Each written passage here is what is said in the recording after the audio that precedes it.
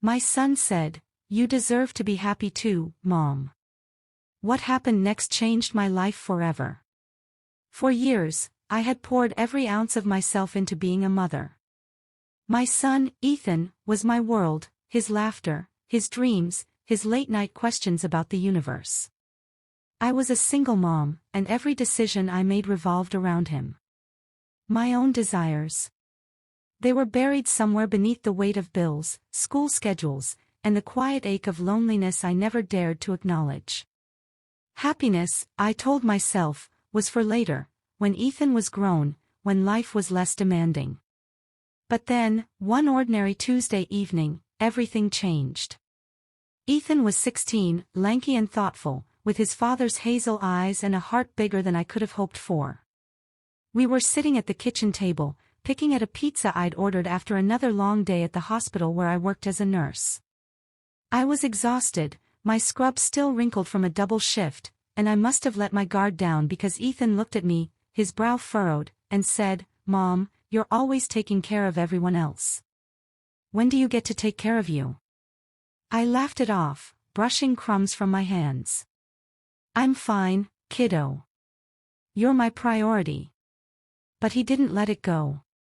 He leaned forward, his voice soft but steady. "You deserve to be happy too, Mom." Those words hit me like a wave, gentle but overwhelming. I don't know why they landed so hard, maybe because no one had ever said them to me before, or maybe because they came from him, my boy, who saw me more clearly than I saw myself.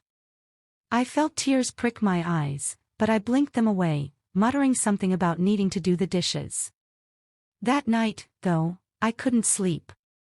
Ethan's words echoed in my head, stirring something I'd long ignored. I was 42, and I couldn't remember the last time I'd done something just for me. Not a hobby, not a night out, not even a moment to dream.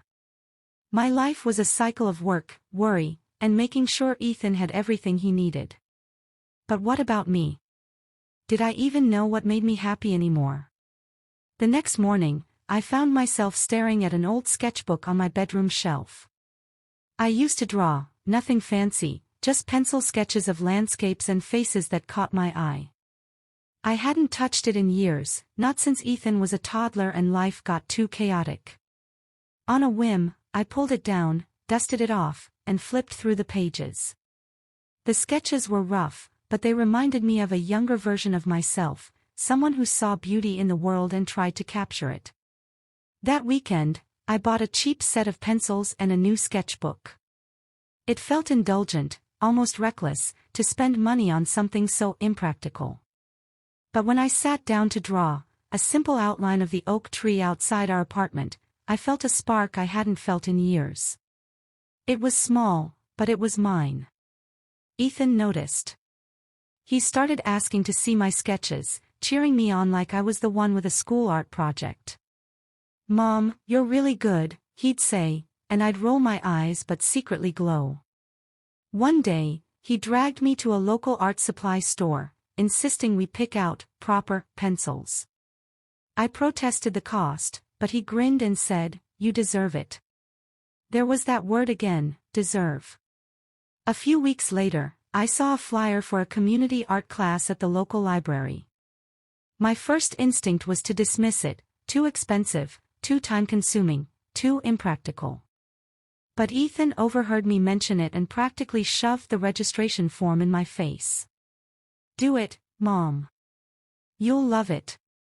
I signed up, half expecting to drop out after the first session. Instead, I found myself surrounded by people who, like me, were rediscovering something they'd lost. The teacher, a kind woman with paint-stained fingers, encouraged me to experiment with watercolors.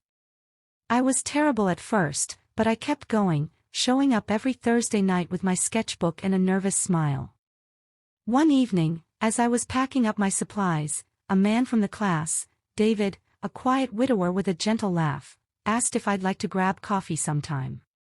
I froze. A date? I hadn't been on one in over a decade. My life was Ethan, work, and now, tentatively, my art. There wasn't room for anything else, was there? But Ethan's words echoed again. You deserve to be happy too, Mom. So, I said yes. Coffee turned into dinners, then long walks where David and I talked about everything, our pasts, our fears, our dreams. He was an amateur photographer, and we started spending weekends together, me sketching scenes while he captured them through his lens. For the first time in years, I felt seen, not just as a mom or a nurse, but as Clara, the woman who loved to create, who laughed too loudly, who was starting to remember what it felt like to be alive. Ethan met David a few months later, and I held my breath, waiting for his verdict. But my son just grinned and said, "He makes you smile, Mom." That's enough for me. A year after that conversation at the kitchen table, I stood in a small community gallery, staring at my own watercolor painting on the wall. It was part of a group exhibit, nothing grand, but it felt like a miracle. Ethan was there, beaming, and David was beside me, his hand warm in mine. I looked at them, my son, my partner, my art, and realized I wasn't just surviving anymore. I was living. Ethan's words had been a spark, igniting a chain reaction I never could have predicted. They reminded me that I was more than my responsibilities, that happiness wasn't a luxury I had to earn. What happened next, rediscovering my passion, opening my heart, reclaiming my life, changed me forever.